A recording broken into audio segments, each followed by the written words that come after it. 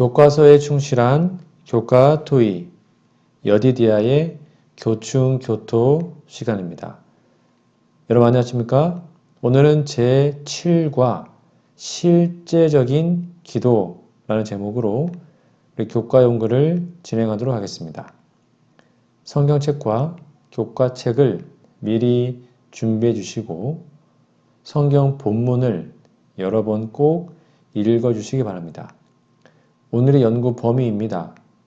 열왕기상 19장 1에서 18절, 마태복음 6장 5에서 8절, 누가복음 11장 2에서 4절, 마태복음 6장 5에서 15절, 다니엘 9장 4에서 19절, 로마서 8장 26, 27절입니다.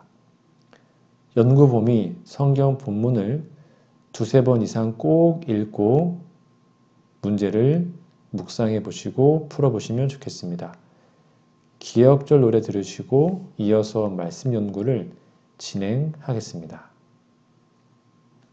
이기 7과 백성들아 시시로 그를 의지하고 그의 앞에 마음을 토하라. 하나님은 우리의 피난처시로다. 시편 62편 8절.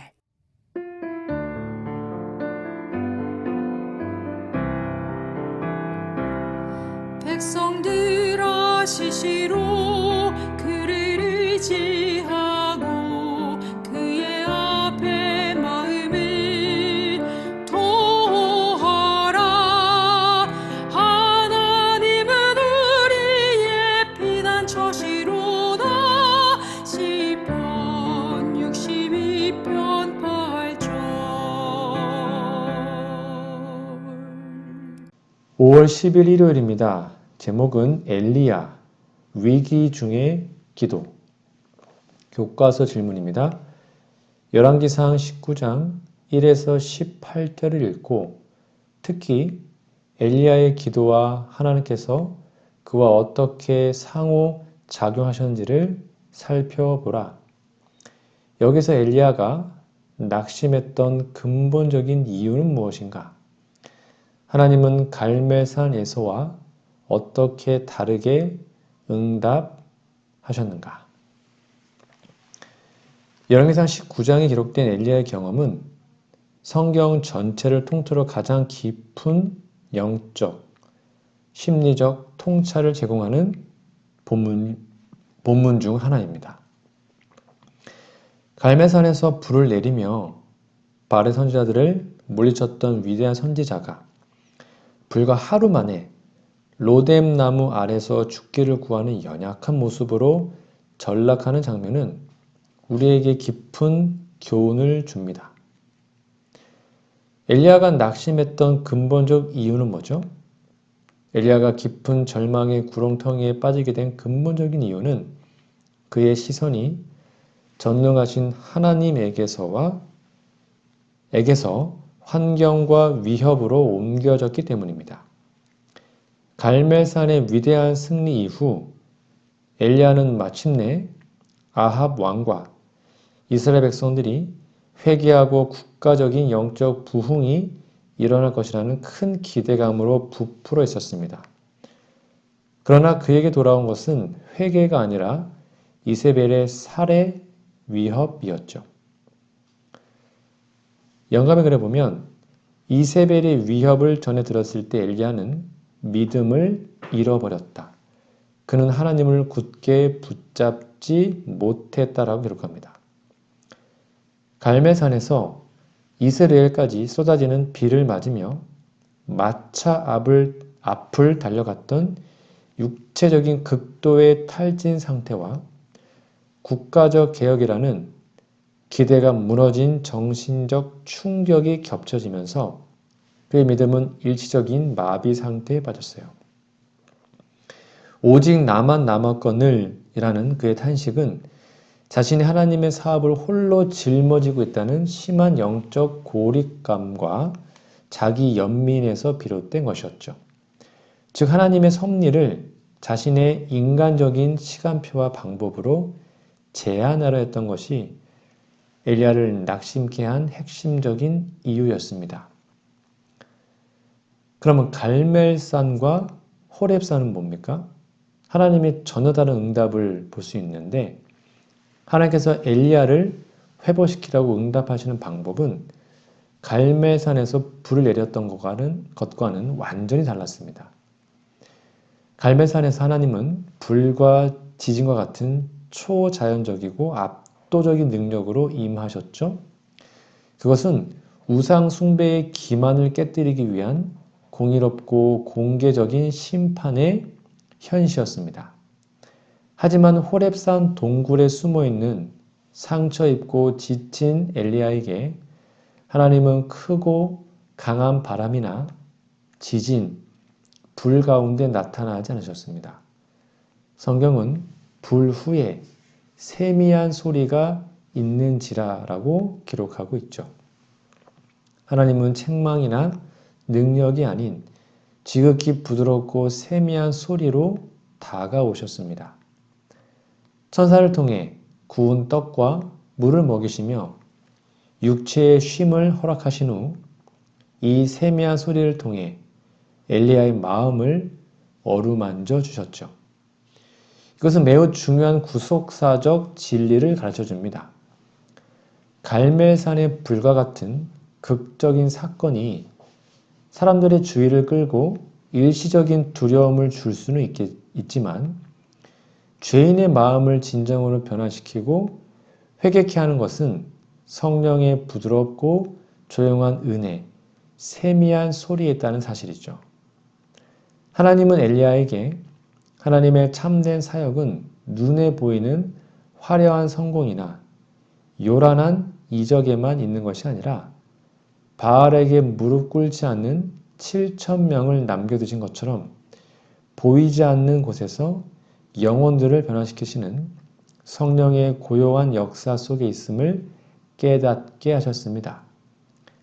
이후 하나님은 그에게 새로운 사명, 하사엘, 예후, 엘리사에게 기름을 붓는 일을 주심으로써 그를 다시 사역의 자리로 회복시켰습니다. 여러분, 오늘날 우리도 엘리야처럼 로뎀 나무 아래에 앉아있을 때가 있지 않습니까? 영적인 봉사를 위해 최선을 다했지만 돌아오는 것은 오해와 핍박뿐일 때, 세상의 거대한 죄악 앞에서 우리 자신과 교회가 너무도 작고 초라하게 느껴질 때 우리는 극심한 영적 피로와 절망에 빠지곤 합니다. 여러분 그러나 기억하셔야 됩니다. 우리가 연약하여 여호와여 넉넉하오니 내 생명을 거두시옵소서라고 탄식할 때에도 우리 하늘 아버지는 결코 우리를 포기하지 않으십니다. 주님은 우리의 육신적, 정신적 피로를 정죄하지 않으시고 도리어 하늘의 양식을 공급하시며 우리를 쉴 만한 물가로 인도하시죠. 그러므로 우리의 상처 입은 그 마음에 들려오는 세미한 음성에 귀를 기울이십시오. 세상의 요란한 소음과 두려움을 주는 위협 속에서 잠시 눈을 돌려 십자가 위에서 우리를 위해 피 흘리신 예수 그리스도의 조용한 사랑의 음성을 들어보기 바랍니다. 그러면 그 호렙산의 세미한 소리로 우리를 다시 일으켜 세우시는 성령의 음성을 들음으로 우리는 회복되고 변화될 것입니다. 이러한 경험이 우리 모두의 경험이 되기를 간절히 바랍니다. 5월 11일 월요일입니다. 제목은 기도가 응답되지 않는 것처럼 느껴질 때라는 제목인데요. 교과서 질문입니다. 우리의 기도에 대한 즉각적인 응답이 보이지 않을 때에도 하나님께서 정말로 무엇이 최선인지 알고 계시다는 것을 믿는가? 결국에는 하나님께서 당신의 완전한 때에 완전한 방법으로 응답하실 것을 신뢰하는가? 시편 62편 8절을 참조해 보시기 바랍니다. 우리의 기도가 즉각적으로 응답되지 않는 것처럼 보이는 순간은 신앙의 여정에서 가장 견디기 힘든 광야의 시간일 수 있습니다. 그러나 기도는 단순히 우리가 원하는 것을 얻어내는 수단이 아니죠. 피조물이 창조주와 연합하여 그분의 품성을 신뢰하는 거룩한 과정입니다. 우리는 종종 눈앞의 안개만을 보며 길을 찾지만 하나님께서는 영원이라는 지평 위에서 우리의 전 생애를 조망하고 계십니다. 영감의 글은 하나님께서는 우리가 처음부터 끝을 다 볼 수 있다면 우리가 인도함 받기를 원하는 바로 그 길로 우리를 인도하신다고 분명히 기록했습니다. 그리고 시편 62편 8절에 시시때때로라는 표현에 주목해야 합니다. 이는 상황이 좋을 때나 기도의 응답이 보이지 않아 칠흑 같은 어둠 속에 있을 때나 변함없이 하나님을 신뢰해야 함을 의미하죠. 응답의 지체는 하나님의 거절이 아니라 더 큰 유익을 주기 위한 하나님의 거룩한 기다림입니다. 우리가 잘못된 것을 구할 때 주님은 더 좋은 것으로 응답하시며 우리의 준비가 부족할 때 주님은 우리를 연단하신 후에 최선의 때에 허락하십니다. 그러므로 신뢰의 본질은 마음을 토로하는 것이죠.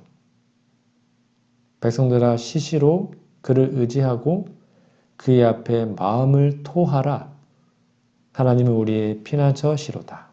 시편 62편 8절입니다. 여기에서 마음을 토하라라는 것은 우리의 불확실함, 의심, 그리고 보이지 않는 응답에 대한 답답함까지도 숨김없이 하나님께 가지고 나가라는 초청입니다. 하나님을 진정으로 신뢰하는 사람은 응답의 결과에 매몰되지 않고 응답하시는 하나님의 그분의 선하심에 마음을 드립니다. 즉 하나님의 성품에 대한 우리의 가르침 또 배움은 그분이 결코 변치 않는 사랑의 본체심을 기억하라는 것이죠. 따라서 응답이 보이지 않는 순간조차도 그분은 보이지 않는 손길로 우리를 위해 가장 완벽한 계획을 짜고 계심을 우리는 확신할 수 있습니다. 여러분 지금 하늘이 닫혀 있는 것처럼 느껴지십니까? 간절히 눈물로 호소했지만 돌아오는 것은 침묵뿐이라며 고독해하고 있지는 않습니까? 기억하십시오. 기도의 응답이 보이지 않는 바로 그 순간이 우리의 믿음이 가장 순결하게 단련되는 시간입니다. 캄캄한 밤이 되어야 비로소 찬란한 별들이 보이듯 우리 삶에 이해할 수 없는 시련과 지체됨 속에서 우리는 하나님의 진정한 얼굴을 발견하게 되죠. 주님은 결코 늦으시는 법이 없으며 결코 서두르지도 않으십니다. 그분은 가장 적절한 때에 우리가 상상하지 못하는 방법으로 응답하십니다. 이 사실을 기억한다면 우리는 기도할 때 실망하지 않게 됩니다. 하나님의 뜻에 맞는다면 가장 좋은 타이밍에 응답하실 것이고 하나님의 뜻에 맞지 않는다면 노라고 응답하실 것이기 때문이죠. 그러므로 하나님의 완전한 사랑을 신뢰하며 오늘 이 귀한 삶을 하나님께 드리고 주님의 때를 기다리는 믿음의 사람이 우리 모두가 되기를 간절히 바랍니다. 5월 12일 화요일입니다. 제목은 예수께서 가르쳐 주신 기도하는 법. 자, 교과서 질문입니다. 누가복음 11장 2에서 4절과 마태복음 6장 5에서 15절을 읽고 예수께서 가르치신 기도의 다음 측면들을 살펴보라. 예수님께서 가르쳐 주신 기도는 단순한 문구의 반복이 아니라 하늘 아버지와 맺는 살아있는 관계의 청사진이자 그리스도인 품성 형성의 핵심 원리입니다. 마태복음 6장과 누가복음 11장의 말씀을 통해 나타난 기도의 핵심적인 측면들을 좀 살펴보겠습니다. 첫 번째는 관계의 기초인데요. 하늘에 계신 우리 아버지. 예수님은 기도의 첫머리에 하나님을 아버지라고 부르게 하므로 기도의 패러다임을 바꾸셨습니다. 이는 두려움을 떠는 종의 태도가 아니라 사랑받는 자녀의 확신으로 나아가라는 초청입니다.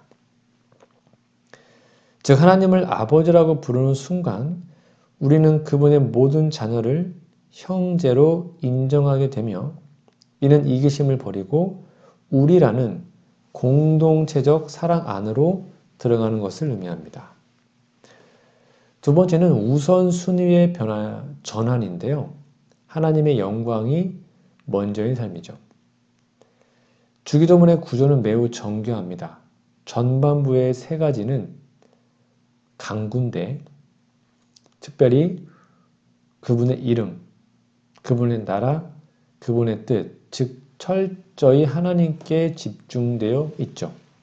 이는 우리의 필요를 구하기 전에 하나님의 사업과 그분의 품성이 온 우주에 옹호되기를 먼저 갈망해야 함을 가르치고 있죠.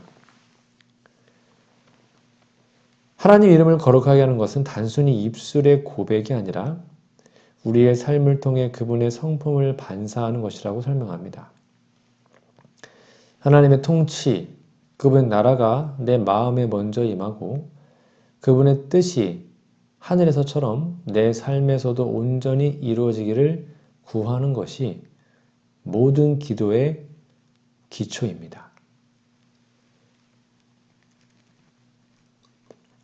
세 번째는 전적인 의존인데요.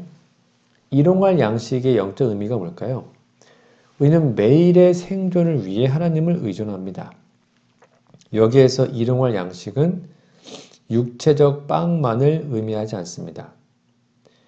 이것은 생명의 떡이신 예수 그리스도를 매일 섭취하는 영적 경험으로 확장되죠.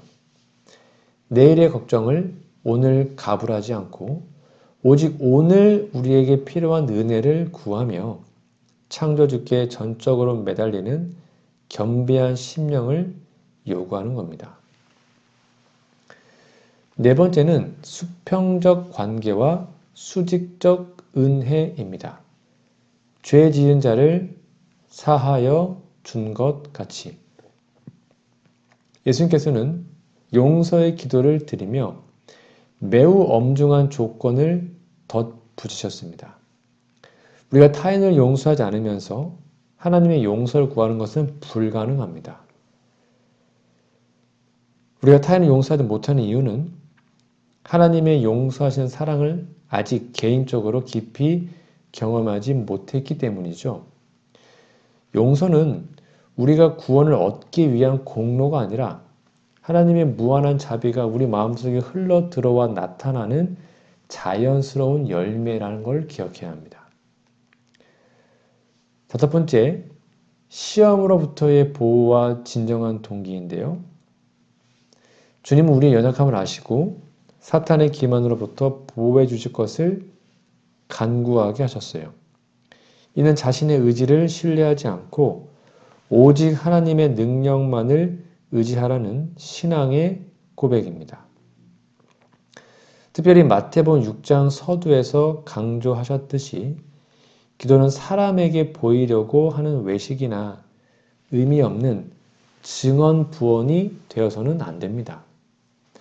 골방에서 하나님과 독대하는 진실한 마음이야말로 주님께서 향기로운 제사로 받으시는 기도의 본질입니다. 여러분, 주님께서 가르쳐 주신 기도는 우리가 매일 걸어가야 할 하늘 가는 길의 이정표입니다. 혹시 우리의 기도가 나의 욕망을 채우기 위한 목록으로만 가득 차 있지는 않습니까? 혹은 누군가를 향한 미움을 품은 채 하나님의 자비를 구하고 있지는 않습니까? 너희는 먼저 그의 나라와 그의 의를 구하라. 그리하면 이 모든 것을 너희에게 더하시리라. 오늘 우리를 나의 자녀라고 부르시는 하늘 아버지의 따뜻한 음성에 귀를 기울입시다. 기도는 우리가 하나님을 설득해서 내 뜻을 관철시키는 시간이 아니라 하나님의 위대한 사랑에 설득당해서 내 뜻을 굴복시키는 축복의 시간입니다. 그러므로 거창한 수식어보다 진실한 마음의 고백을 주님은 기다리고 계십니다. 오늘 우리의 골방에서 주님을 대면하고 우리의 일용할 양식이 되시는 그분의 사랑을 날마다 기억함으로 우리의 기도가 정말 예수님이 가르쳐주신 주기도문과 늘 언제나 같은 기도가 되기를 간절히 바랍니다. 5월 13일 수요일입니다. 제목은 찬양, 고백, 간구, 감사입니다. 자, 교과서 제목에 보시면 질문해 보면 다니엘 9장 4에서 19절의 기도를 읽고 다니엘의 기도의 여러 다른 요소들을 살펴보라. 꼭 읽어보고 답을 적어보세요. 이 다니엘이 기록된 기도는 성경에서 가장 위대한 중보 기도의 모형 중 하나인데요. 다니엘은 예레미야 예언을 통해 포로 생활 70년이 다 차가고 있음을 깨달았을 때 단순히 때가 되기를 기다린 것이 아니라 금식하며 베옷을 입고 죄를 덮어 쓰고 간절히 기도에 매진했습니다. 재림교회 신학의 관점에서 보면 다음과 같이 여러 가지 연결점을 좀 볼 수 있는데요. 첫 번째, 예언 연구에 기초한 기도의 시작입니다. 다니엘의 기도는 철저히 하나님의 말씀에 근거했습니다. 그는 예레미야에게 주신 70년이라는 시간표를 연구하며 약속의 성취를 위해 기도했죠. 영감의 글에는 하나님께서 약속을 성취하시려는 바로 그때에 그분의 백성들은 하나님 약속을 믿고 그것이 이루어지기를 구해야 한다라고 강조합니다. 기도는 하나님의 뜻을 바꾸는 것이 아닙니다. 하나님의 약속된 뜻이 이 지상에서 우리의 삶에서 이루어지도록 인간의 의지를 그분께 협력시키는 것이 중요한 과정이죠. 두 번째, 자신을 죄인과 동일시하는 깊은 겸비와 자복입니다. 다니엘의 기도에서 가장 놀라운 점은 이 자기 자신을 죄인과 동일시 했다는 겁니다. 그는 바벨론 포로기 동안에 하나님 앞에서 흠없는 삶을 살았던 정결한 선지자였음에도 불구하고 결국 자신을 백성들과 분리하지 않았어요. 그는 내가 아니라 우리가 범죄했다라고 고백합니다. 다니엘 9장 5절이죠. 우리는 이미 범죄하여 패역하며 행악하며 반역하여 주의 법도와 규례를 떠나 싸우며. 다니엘의 이러한 태도는 진정한 중보자의 정신입니다.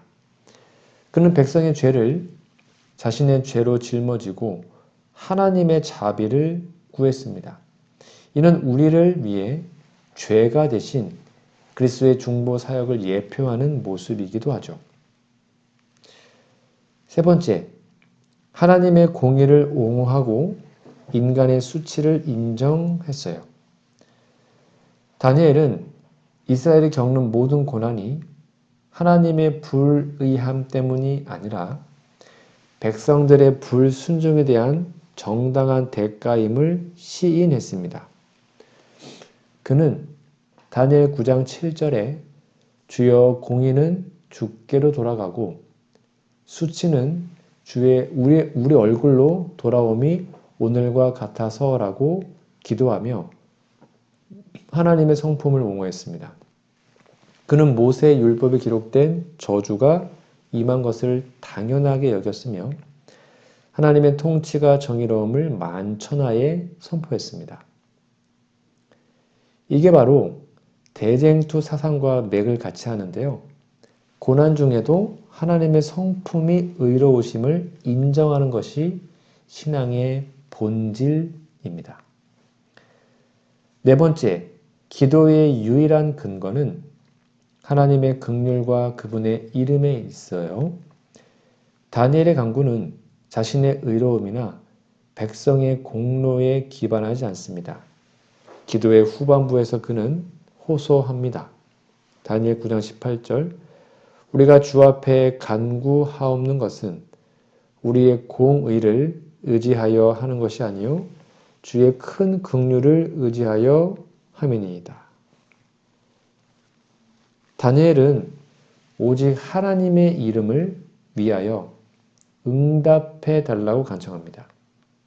예루살렘과 성소가 황폐해진 것이 결국 하나님의 명예와 직결되어 있기 때문이었는데요. 그는 하나님의 영광이 훼손되는 것을 자신의 안위보다 더 걱정했죠. 다니엘은 하늘 하나님께 상달되는 기도의 위력이 어디에 있는지를 알았던 사람이었으며 그 힘은 오직 하나님의 자비하심에 전적으로 매어 달리는 겸손함에 있었던 겁니다. 여러분, 지금 우리는 다니엘이 살았던 시대보다 더 엄숙한 조사 심판의 시대를 살아가고 있습니다. 다니엘이 무너진 예루살렘 성소와 백성들이 영적 회복을 위해 가슴을 찢으며 기도했던 것처럼 오늘 우리에게도 이러한 동일시하는 기도가 절실히 필요합니다.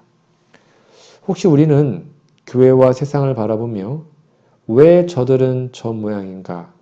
라고 손가락질하며 비판하는 자리에 서 있지는 않습니까? 다니엘은 비판 대신 자복을 택했고 정죄 대신 중보를 택했습니다. 그는 이스라엘 죄를 마치 자신의 죄인 양 가슴 아파하며 하나님의 자비를 구했습니다. 주여 들으소서, 주여 용서하소서, 주여 귀를 기울이시고 행하소서 라고 외쳤던 다니엘의 그 뜨거운 심장이 오늘 우리의 심장이 되기를 간절히 바랍니다. 하나님의 이름이 우리를 통해 모욕받지 않도록 우리의 삶이 하나님의 공의를 드러내는 통로가 되도록 기도합시다.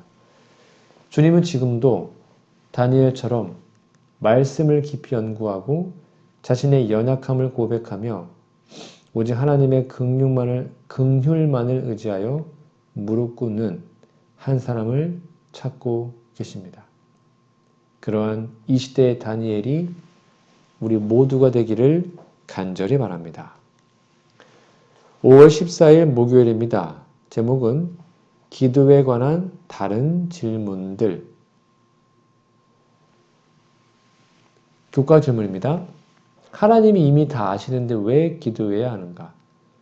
모든 것이 순조로울 때 왜 기도해야 하는가? 기도에서 믿음은 어떤 역할을 하는가? 누구와 함께 기도해야 하는가? 어떻게 하나님의 음성을 들어야 할까? 기도는 그리스도인 삶에 있어 단순한 선택이 아니라 영적인 호흡 그 자체입니다.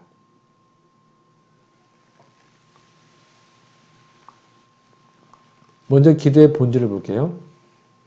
하나님은 다 아시는데 왜 기도해야 되죠? 하나님께서 우리가 구하기 전에도 우리의 필요를 이미 다 아시죠? 그럼에도 불구하고 우리가 기도해야 하는 이유는 기도가 하나님께 우리의 사정을 알리기 위해서가 아니라 우리가 하나님을 받아들일 수 있는 상태가 되기 위함입니다. 영감의 글에도 기도를 마치 친구에게 하듯 하나님께 마음을 여는 것이라고 정의했죠. 기도는 하나님의 마음을 우리에게로 돌리는 수단이 아니라 우리의 마음을 하나님의 뜻에 일치시키는 과정입니다. 우리가 기도를 통해 하나님과 교제할 때 비로소 하늘의 신령한 복을 받을 수 있는 영적 그릇이 준비되는 것입니다. 모든 것이 순조로울 때 기도를 쉬는 것은 영적인 자살 행위입니다. 즉 평안할 때 드리는 기도의 중요성을 설명드리는 겁니다. 기도는 위기 탈출용 도구가 아니라 생명의 호흡이기 때문이죠. 모든 일이 잘 풀릴 때 드려지는 기도는 우리를 교만과 자만심으로부터 지켜줍니다. 우리는 평안할 때 기도를 통해 이 모든 복의 근원이 하나님이심을 인정하며 감사의 제사를 드려야 합니다. 쉬지 말고 기도하라는 권면은 우리가 숨을 쉬듯 매 순간 창조주께 연결되어 있어야 함을 의미합니다. 순풍이 불 때 닻을 내리지 않으면 영적인 표류를 하기 쉽기 때문에 평안할 때일수록 더욱 깊은 교제의 자리로 나아가야 합니다. 그러면 기도에서 믿음이 수행하는 역할은 뭡니까? 믿음은 하늘의 창고를 여는 열쇠라 그랬죠? 믿음이 없이는 하나님을 기쁘시게 못하나니 하나님께 나아가는 자는 반드시 그가 계신 것과 또한 그가 자기를 찾는 자들에게 상 주신 이심을 믿어야 할지니라.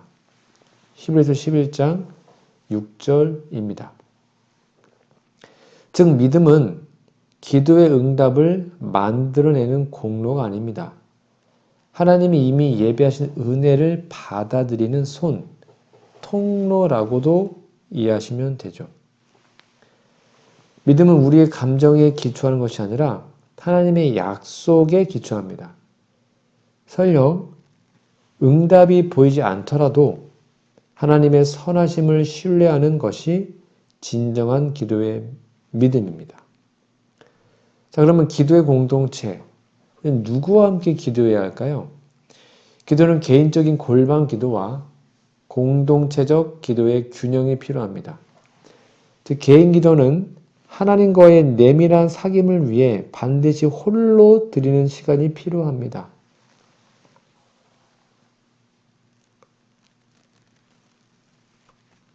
가정기도는 가정재단을 쌓는 것은 가족 구성원들의 영적 연합을 위해서 필수적입니다. 교회기도는요. 성경은 두세 사람이 내 이름으로 모인 곳에는 나도 그들 중에 있다라고 약속하셨죠. 그러므로 믿음의 형제들과 함께 드리는 합심기도는 영적 전쟁에서 승리하는 강력한 무기가 됩니다. 마지막으로 하나님의 음성을 듣는 방법은 뭡니까? 기도가 우리의 일방적인 요구가 되지 않으려면 하나님의 음성을 듣는 법을 배워야 합니다. 하나님께서는 주로 세 가지 통로를 통해 말씀하시죠. 첫 번째는 성경 말씀입니다. 하나님께서 그분의 뜻을 계시하시면 가장 확실한 통로가 바로 성경입니다. 기도를 마친 후 성경을 펼쳐 읽을 때 성령께서 우리 마음에 응답을 주십니다. 또한 섭리적 환경이 있는데 하나님께서는 우리의 삶의 사건들과 환경의 문을 열고 닫으심으로 인도하십니다. 그게 섭리고요. 세 번째는 성령의 세미한 음성입니다.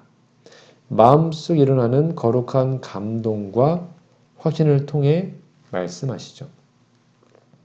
이를 위해서는 우리의 마음의 소음을 줄이고 고요히 주님을 기다리는 침묵의 시간이 필요합니다. 여러분, 기도는 우리 주님께서 당신에게, 우리에게 주신 가장 고귀한 특권입니다. 혹시 우리는 하나님께서 다 알고 있다는 이유로 혹은 지금의 삶이 평안하다는 이유로 기도에 무릎을 꿇는 일을 소홀히 하고 있지 않습니까? 기도하십시오. 기도는 우리 하나님께 드리는 업무 보고가 아니라 사랑한 아버지의 품에 안겨드리는 사랑의 대화입니다. 기도가 없는 성공은 가장 위험한 실패이며 기도가 있는 고난은 가장 확신한 축복의 통로입니다. 지금 이 순간 우리의 마음 문을 두드리시는 주님의 손길을 느끼십시오. 어린아이와 같은 단순한 믿음으로 아버지, 저는 주님이 필요합니다. 라고 고백하십시오. 주님께서는 그분의 서툰 문장 뒤에, 우리의 서툰 문장 뒤에 숨겨진 진실한 한숨까지도 다 듣고 계십니다. 너희는 내게 부르짖으며 내게 와서 기도하면 내가 너희들의 기도를 들을 것이요 너희가 온 마음으로 나를 구하면 나를 찾을 것이요 나를 만나리라. 예레미야 29장 12, 13절입니다. 이 약속의 말씀을 붙잡고 다시 기도의 자리로 나아갑시다.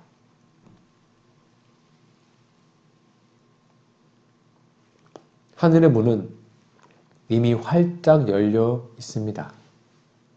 기도를 통해 하늘의 평강이 우리의 삶에 언제나 함께 하시기를 간절히 바랍니다. 오늘 저는 제7과 실제적인 기도라는 제목으로 하나님의 말씀을 함께 나눴습니다. 여러분 교과서 기억절 거 외워주시고 연구 범위 성경 본문도 여러 번 읽어주시면 좋겠습니다. 전체 교과를 요약하겠습니다. 성경은 활기차고 지속적인 기도 생활을 한 사람과 그렇지 못한 사람들의 이야기를 전합니다. 우리 하나님과의 관계가 어떠하든 성경을 펼쳐보면 우리가 공감할 수 있는 누군가를 언제나 발견하게 될 것입니다. 또한 우리의 신앙 생활을 격려하고 인도해 줄 수 있는 수많은 약속들도 발견하게 될 것입니다. 모든 것의 궁극적인 본보기이시며 우리의 믿음의 창시자이자 완성자이신 예수님께 우리의 시선을 고정하고 영적인 성장을 도모하는 우리 모두가 되기를 간절히 바랍니다. 다음 주에는요, 제8과 믿음 가지기라는 제목으로 우리 교과 연구를 진행하겠습니다. 다음 주까지 영육간에 강건하시고요. 우리 기도하고 마치겠습니다.